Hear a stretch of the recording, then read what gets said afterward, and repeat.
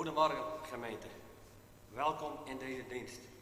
Ook zij die met ons mee verbonden zijn met de livestream. De bloemen gaan als groet van de gemeente naar mevrouw Tina Glazema in Alverstade, te Witmassen. De eerste collecte is voor de diaconie. De tweede collecte is voor de kerk. Voorganger is Tietje Hipma, lector Willy Vlug, organist Otto Roelofsen. Na de dienst is er weer koffie drinken. Ons intochtlied is Psalm 25, vers 1. We zingen dit indien mogelijk staande. Dan wensen we u een gezegende dienst toe.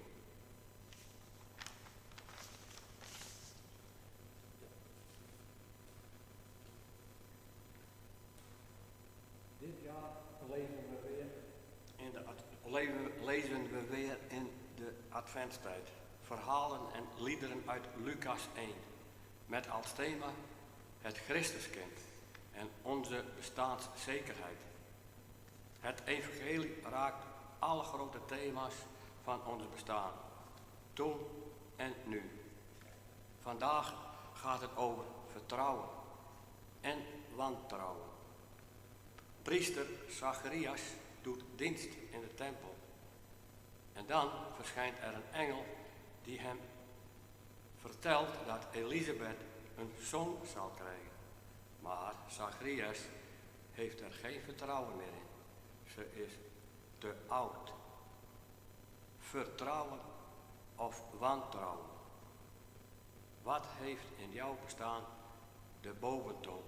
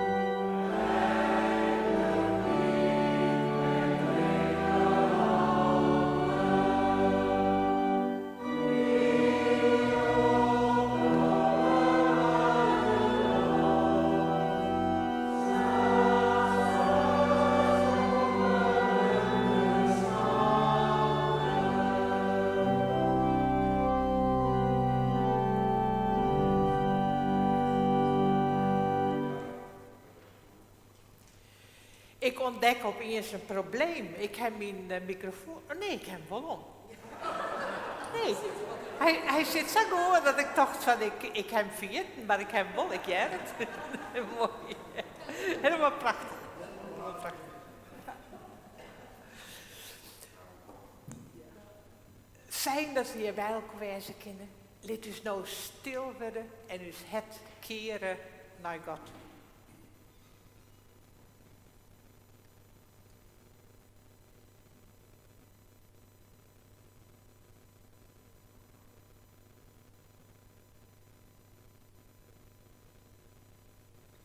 Wij mogen elkaar bemoedigen, omdat us help is in de namen van de Eeuwige, die het hemel en aarde maken had, die trouw bloot wordt in eeuwigheid en net losliet het werk van zijn handen. Genade maar je bewijzen en vrede van God is hart, van de Heer Jezus Christus, in de meerskip van de Heilige Geest. Amen.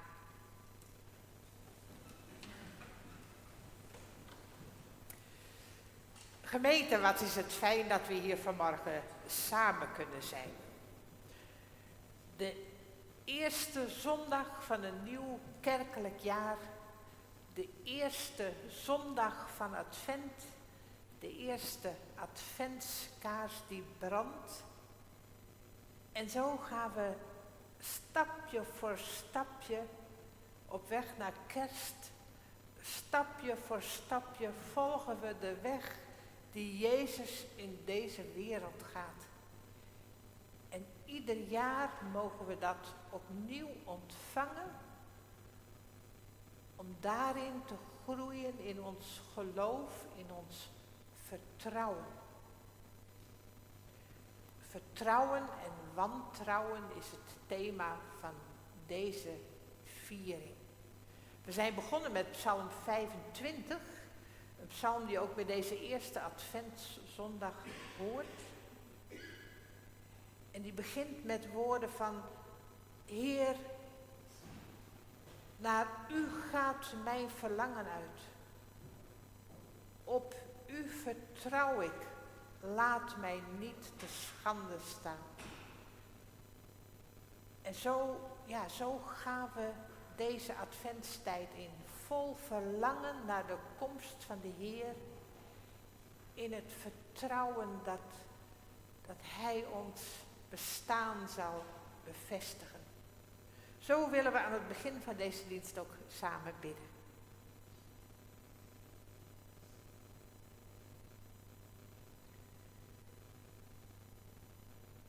Eeuwige, liefdevolle God. Hier zijn wij, kinderen van u. Thuis, hier in de kerk, overal in de wereld. Vol verlangen.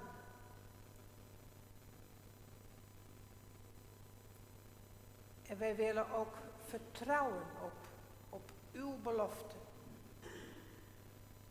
Op uw kind, uw liefde die in deze wereld komt. En tegelijk wordt ons vertrouwen aan alle kanten aangevochten. Door vragen, door verdriet, door moedeloosheid. Zoveel strijd in deze wereld. Zoveel mensen die lijden. Zoveel tranen. En zoveel vragen. En daarom roepen wij: Heer, ontferm me. Om ieder mensenkind dat alleen is, geen weg weet, geen helper heeft, roepen wij: Heer, ontferm me. Laat uw ontferming in deze wereld zijn. Binnenstromen in de harten van mensen. Binnenstromen in ons. Dat bidden wij in Christus naam. Amen. Wij zingen nu gezang 442, vers 1 en 2.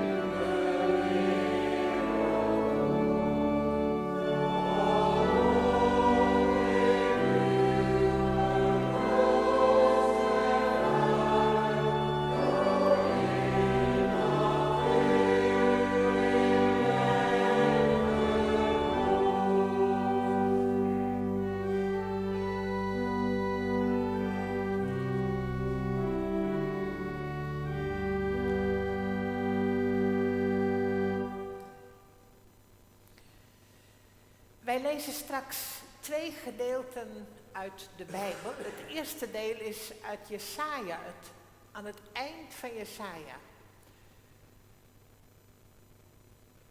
Veel ballingen zijn teruggekeerd uit Babel. Ze mochten terug naar Juda, naar Jeruzalem, de stad herbouwen, de tempel herbouwen. En je zou denken, nu komt alles goed. Maar dat was niet zo. Opnieuw was er strijd, wangedrag. En dan roept de profeet, dan roept het volk, scheur de hemelen, Heer, daal af. Het verlangen van mensen dat God zelf in deze wereld komt om alles recht te zetten, om rechtvaardigheid te brengen. Scheur de hemelen.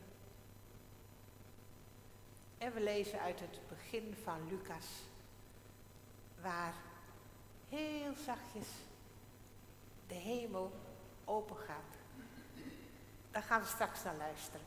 We willen eerst bidden om Gods Heilige Geest.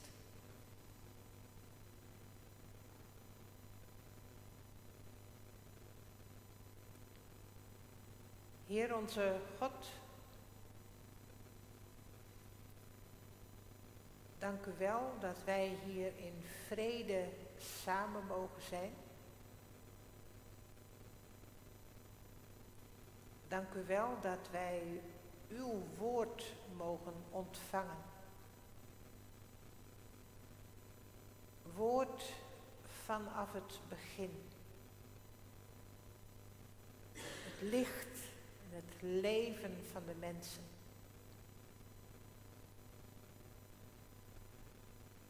Woord dat vlees, dat mens geworden is in onze Heer Jezus Christus. Binnengegaan in ons bestaan, om met ons te zijn. Om ons opnieuw met u te verbinden, met uw heil, met uw goedheid.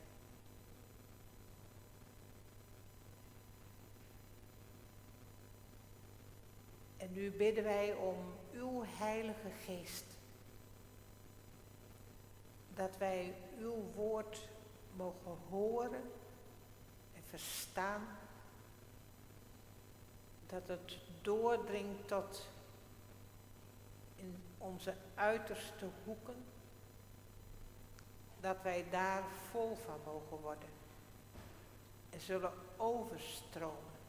En zullen delen met de mensen en de wereld om ons heen. Dat bidden wij in Jezus' naam. Amen.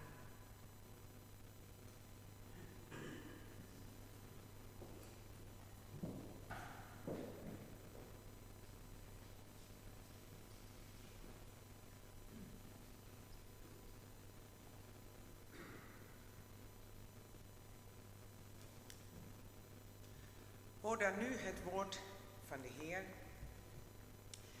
uit Jesaja 63, vers 19 tot Jesaja 64, vers 8.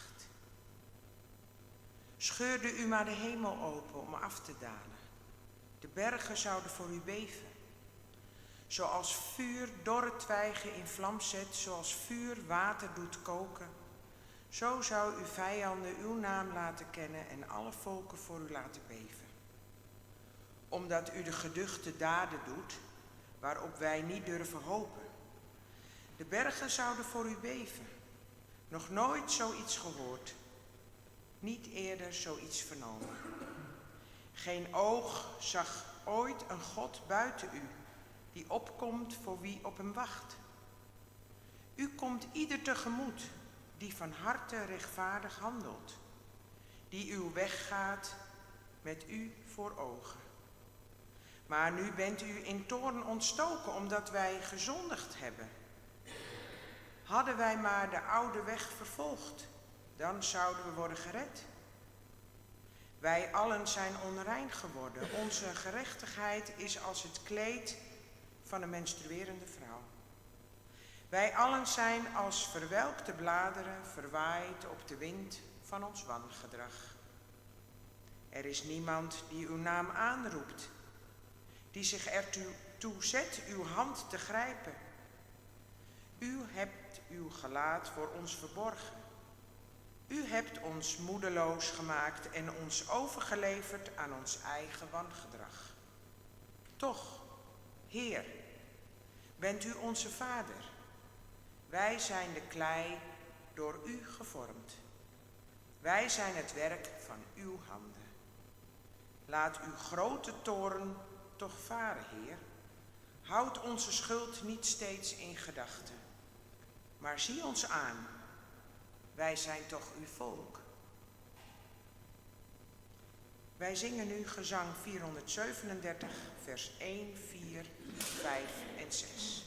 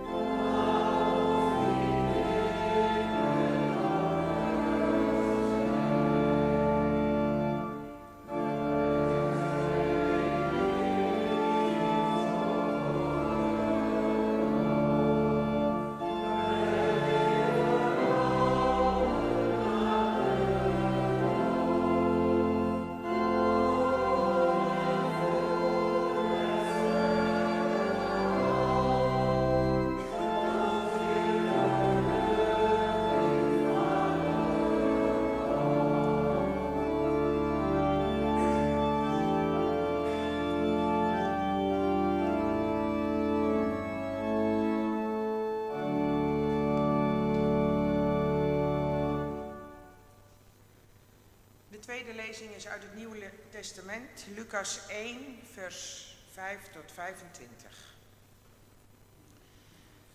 Toen Herodes koning van Juda was, leefde er een priester die Zacharias heette en tot de priesterafdeling Abia behoorde. Zijn vrouw Elisabeth stamde af van Aaron. Beiden waren vrome en gelovige mensen die zich strikt aan alle geboden en wetten van de Heer hielden. Ze hadden geen kinderen, want Elisabeth was onvruchtbaar en beiden waren al op hoge leeftijd. Toen de afdeling van Zacharias eens aan de beurt was om het priesterdienst te vervullen, werd er volgens het gebruik van de priester geloot en werd Zacharias door het lot aangewezen om het reukoffer op te dragen in het heiligdom van de Heer. De samengestroomde menigte bleef buiten staan bidden terwijl het offer werd gebracht. Opeens verscheen er een engel van de Heer die aan de rechterkant van het reukofferaltaar stond. Zacharias schrok hevig bij het zien van de engel en hij werd door angst overvallen. Maar de engel zei tegen hem: "Wees niet bang, Zacharias. Je gebed is verhoord. Je vrouw Elisabeth zal een zoon baren en je moet hem Johannes noemen. Vreugde en blijdschap zullen je ten deel vallen en velen zullen zich over zijn geboorte verheugen. Hij zal groot zijn in de ogen van de Heer. En wijn en andere gistende dranken zal hij niet drinken. Hij zal vervuld worden van de Heilige Geest, terwijl hij nog in de schoot van zijn moeder is. En hij zal velen uit het volk van Israël tot de Heer, hun God, brengen. Als bode zal hij voor God uitgaan met de geest en de kracht van Elia, om ouders met hun kinderen te verzoenen en om zondaars tot rechtvaardigheid te brengen. En zo zal hij het volk gereed maken voor de Heer." Zacharias vroeg aan de engel: "Hoe kan ik weten of het waar is? Ik ben immers een oude man en mijn vrouw is ook al op leeftijd."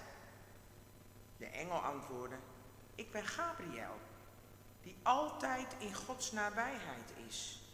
En ik ben uitgezonden om je dit goede nieuws te brengen. Maar omdat je geen geloof hebt gehecht aan mijn woorden, die op de voorbestemde tijd in vervulling zullen gaan, zul je stom zijn en niet kunnen spreken tot de dag waarop dit alles gaat gebeuren." De menigte stond buiten op Zacharias te wachten en de mensen vroegen zich af waarom hij zo lang in het heiligdom bleef. Maar toen hij naar buiten kwam, kon hij niets meer zeggen. Ze begrepen dat hij het heiligdom een visioen had gezien. Hij maakte gebaren tegen hen, maar spreken kon hij niet. Toen zijn tempeldienst voorbij was, ging hij terug naar huis. Korte tijd later werd zijn vrouw Elisabeth zwanger. Zij leefde 5 maanden lang in afzondering en zei bij zichzelf: "De Heer heeft zich mijn lot aangetrokken. Hij heeft dit voor mij gedaan, opdat de mensen me niet langer verachten." Wij zingen nu gezang 464, vers 1, 2, 8 en 10.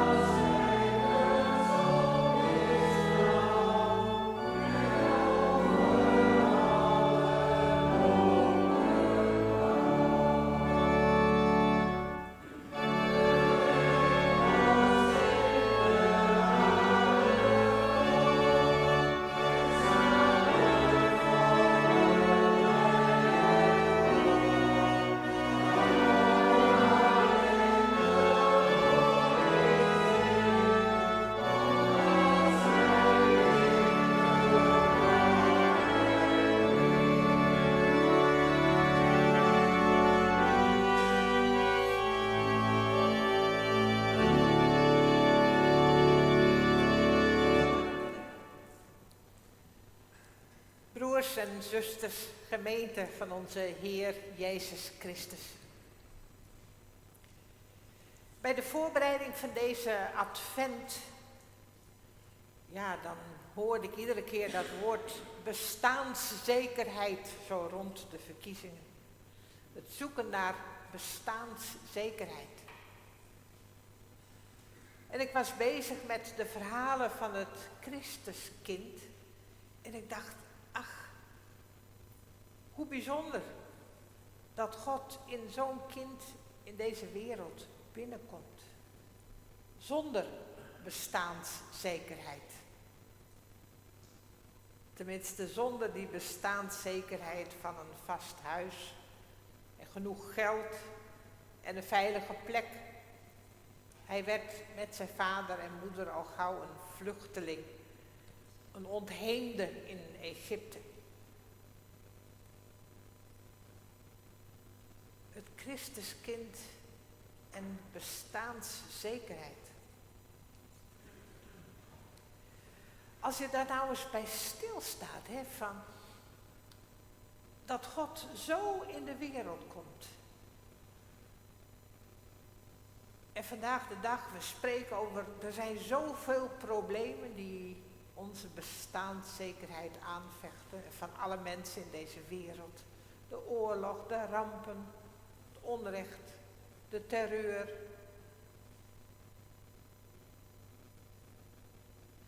En dan zouden we willen, zoals Jesaja zegt, scheur de hemel, Heer, en kom.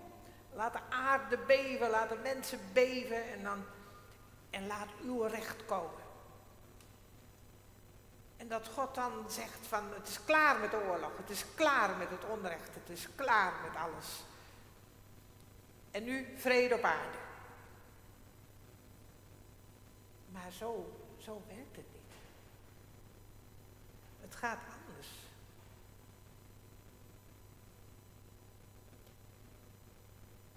Daar is het Christuskind. Zo'n heel klein, nietig mensje daar ergens achteraf in Israël. Dat je denkt, wat moet daar nou van komen? Wat kan ons dat nou helpen? Dat gebeurt. Daar gaat de hemel op een kier. Om te beginnen met dat eerdere kind, Johannes.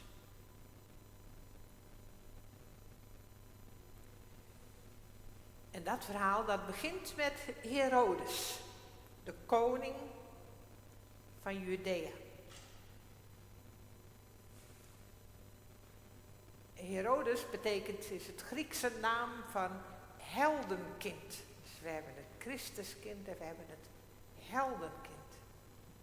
Lucas begint daarmee te vertellen dat Herodes koning was. Matthäus vertelt een verhaal daarbij als Jezus is geboren. Dat de wijzen komen. Dat ze langs die koning gaan. Omdat ze een koningskind zoeken. En dat Herodes denkt van oei, daar wordt aan de poten van mijn troon gezaagd. Een wantrouwen wat eindigt met de kindermoord. Die twee bewegingen zien we zo tegenover elkaar rondom de geboorte van Jezus. God die zo heel zachtjes de hemel open doet en neerdaalt in zo'n onbeduidend klein mensenkindje. En de macht van koning Herodes die probeert de zaak in zijn greep te houden. Desnoods met geweld.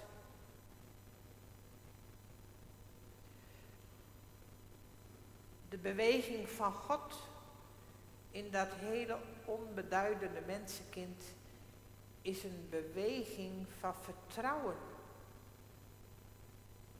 Dat zijn liefde daar vlees mens wordt, zijn goedheid. En dat hij in die mens binnenkomt in deze wereld als een aanstekend vuur. Ja, als een vuur. Het vertrouwen dat dat vuur uit de hemel, het vuur van Jezus, het vuur van de Geest, deze wereld zal verwarmen. En daartegenover het wantrouwen van koning Herodes, die bang is dat er aan zijn macht gezaagd wordt. En die probeert de boel in de greep te houden.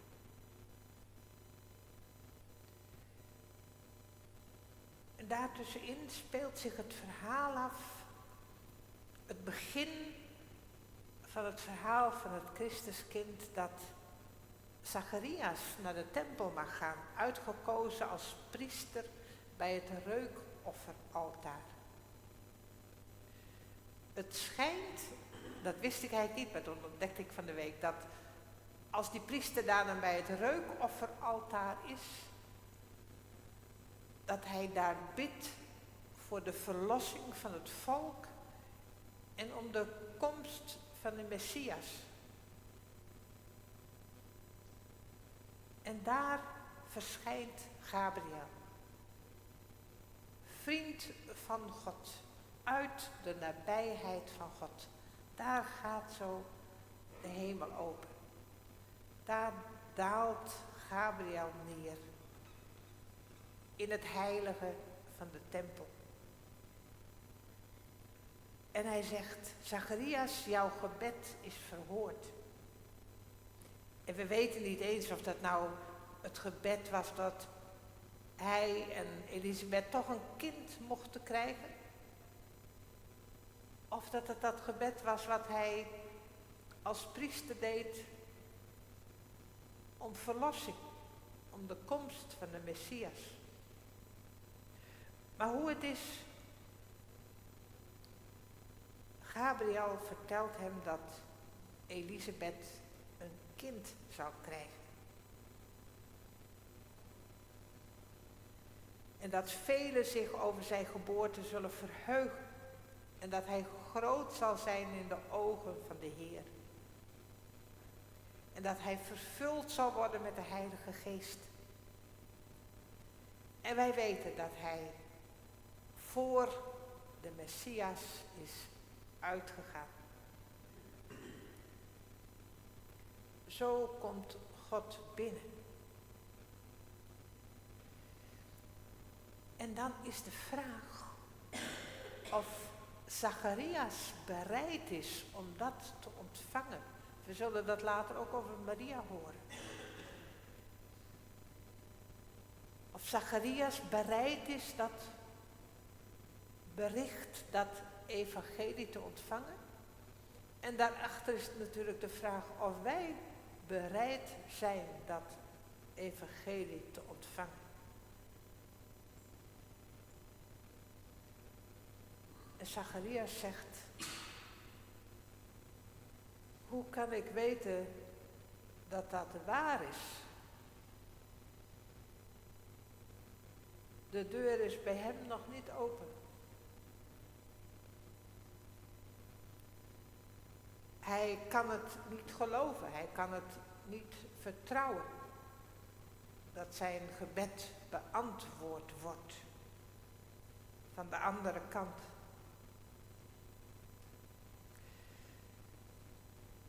En dan zegt de engel,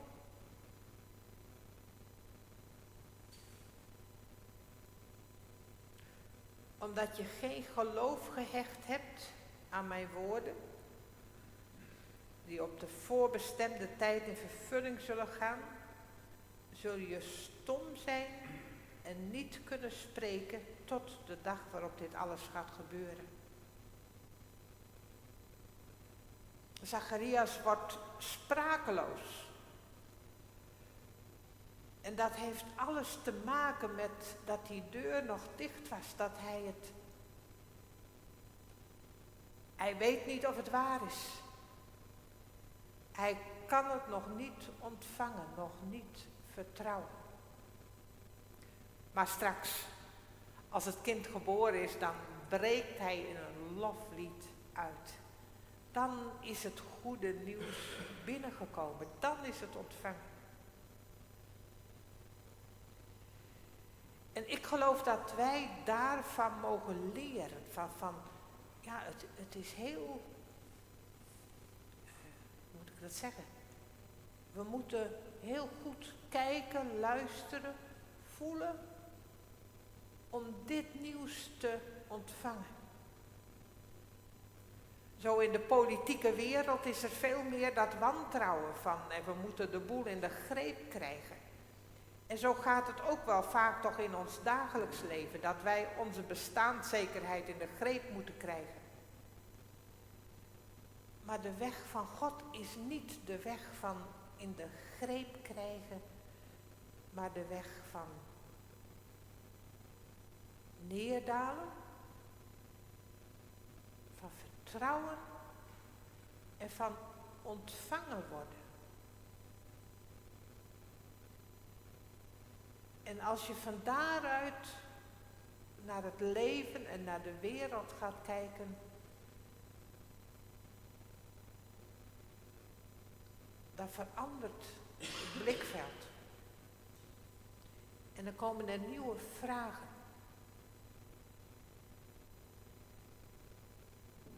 Dan kun je gaan kijken van waar overal mensen proberen de boel in de greep te houden. Of waar je iets gaat voelen van dat vertrouwen, van de goedheid van God, die binnenkomt, die mens wil worden. Zo wil God binnenkomen in die mens Jezus, dat Christuskind, maar ook in ons wil God geboren worden.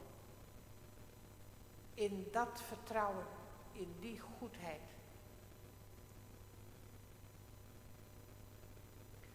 Titus Brandsma die heeft een keer voor de oorlog een indrukwekkende redenvoering gehouden over een bijeenkomst waarin het ging over vrede en de vredesbeweging. Dat was in 1933 of 38 voor de Tweede Wereldoorlog. En hij zei, vrede die kunnen we niet bereiken met wapens. Dat is niet de weg van vrede. Vrede kunnen we alleen bereiken als mensen bereid zijn om te veranderen, hun gezindheid te veranderen. Dus waar wij aan moeten werken is de bereidheid van mensen om hun gezindheid te veranderen. Namelijk zo dat we niet bezig zijn ons eigen hachje te verdedigen en te bevechten, maar dat wij elkaar iets gunnen. Dat wij elkaar de bestaanszekerheid gunnen. En ik geloof dat dat alles te maken heeft met dat vertrouwen wat in het Christuskind ons tegemoet straalt. Dat we niet proberen onze zekerheid te grijpen, in de greep te houden, maar dat we elkaar het bestaan gunnen.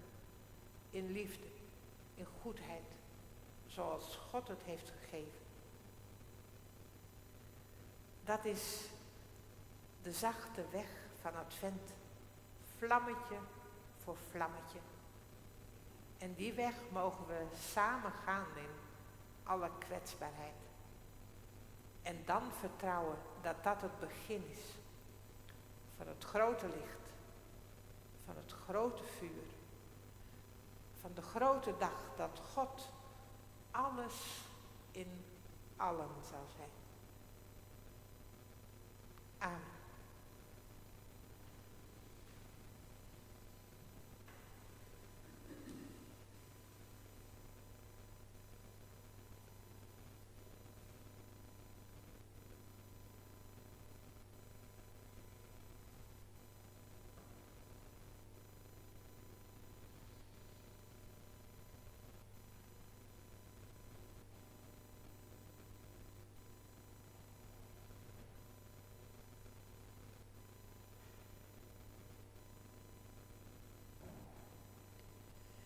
Wij willen nu met elkaar een lied zingen dat gaat over het ontvangen van God.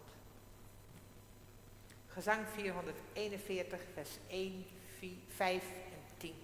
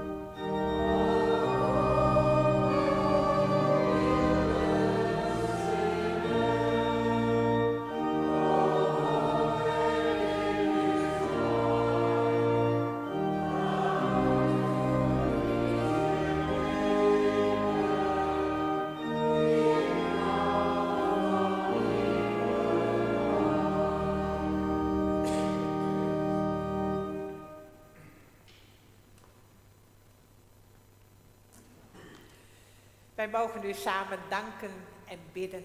En ik wil jullie vragen, misschien willen jullie nog iets noemen voor het dankgebed, voor de voorbeden. Dan is daar gelegenheid voor. Ik zou het wel mooi vinden dat van oma van Gerber en Oswin, die hebben ook eigenlijk liggen en die waren ook in het Zwolle. Wie is dat? De oma van Gerber en Oswin. Oh, de oma van Gerber en Oswin. Die had een omleiding gekregen en die ligt in Zwolle in het ziekenhuis. Ja, maar op intensive care. Intensive care, spannend. Ja. Ja.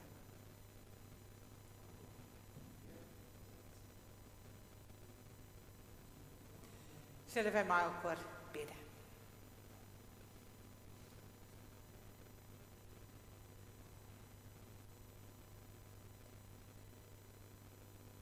Dank u wel, God, voor de ruimte van uw goedheid, van het vertrouwen, dat het licht niet dooft. Dat uw goedheid zonder einde is. Dat uw liefde de kracht is van ons bestaan.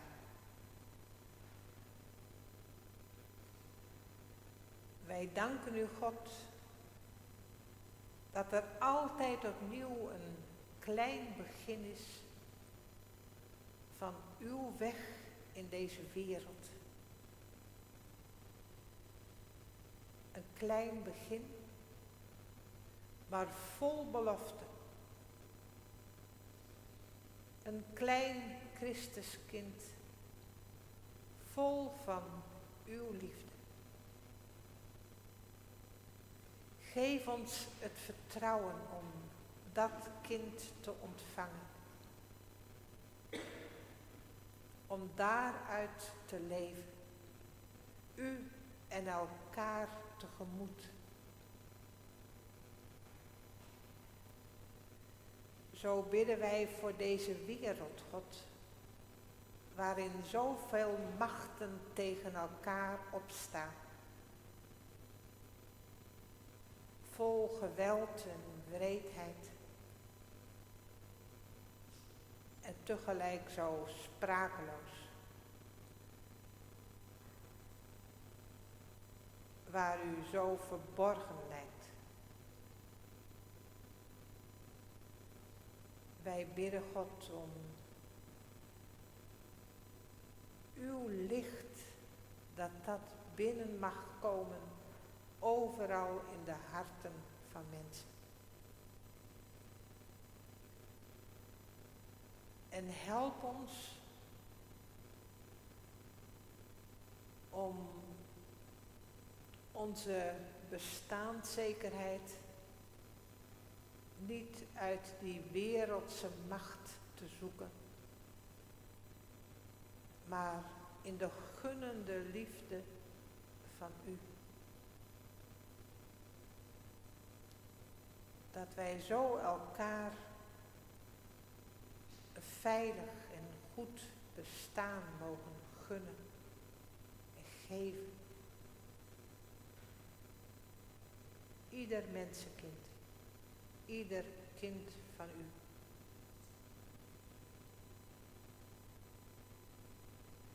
Wij bidden God voor elkaar, voor onze liefsten, voor onze naasten. Wij bidden voor mensen die ziek zijn.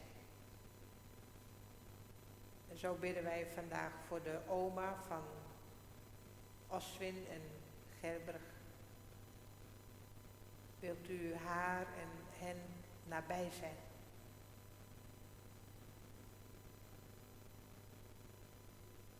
Wij bidden ook voor Tine Glazema en haar naasten. Om uw liefde en kracht.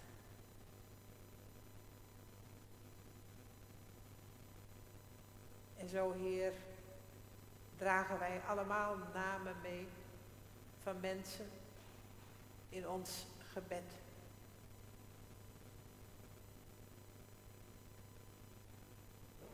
Wij bidden God voor de landen die geteisterd worden door oorlog en geweld. Wat uitzichtloos lijkt. Waar wij sprakeloos van raken. Laat uw goedheid daar ook doordringen, God. Dat bidden wij. En help ons op ons kleine stukje van deze wereld uw vrede uit te dragen.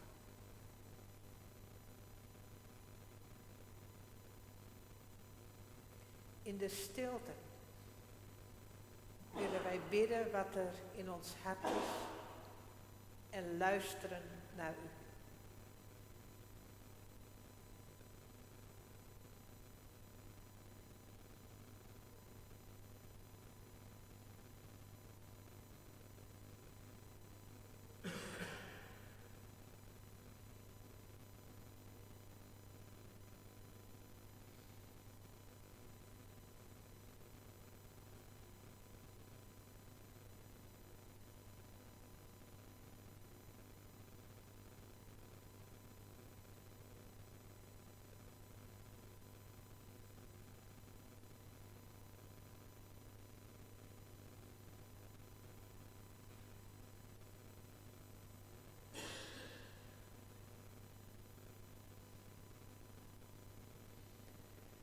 met elkaar willen wij de woorden bidden die wij van Jezus ontvangen hebben. Onze Vader, die in de hemelen zijt, uw naam worden geheiligd, uw koninkrijk komen, uw wil geschieden, gelijk in de hemel, als ook op aarde. Geef ons heden ons dagelijks brood en vergeef ons onze schulden, gelijk ook wij vergeven onze schuldenaren. En leid ons niet in verzoeking, maar verlos ons van de boze. Want van u is het koninkrijk en de kracht en de heerlijkheid tot in eeuwigheid. Amen.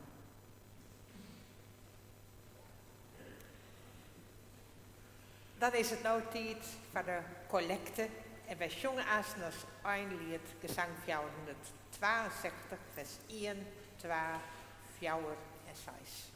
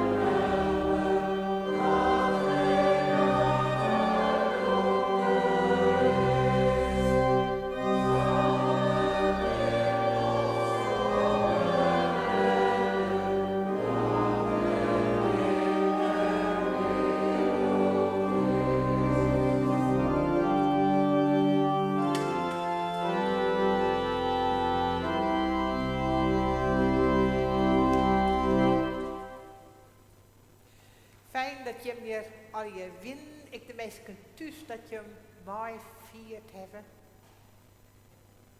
Je bent welkom bij de koffieasen en dan mag wij gaan elk op je zwaai, op de waai van het licht. De genade van ons Heer Jezus Christus en de liefde van God en de meerschap van de Heilige Geest, wees mij alle Heer.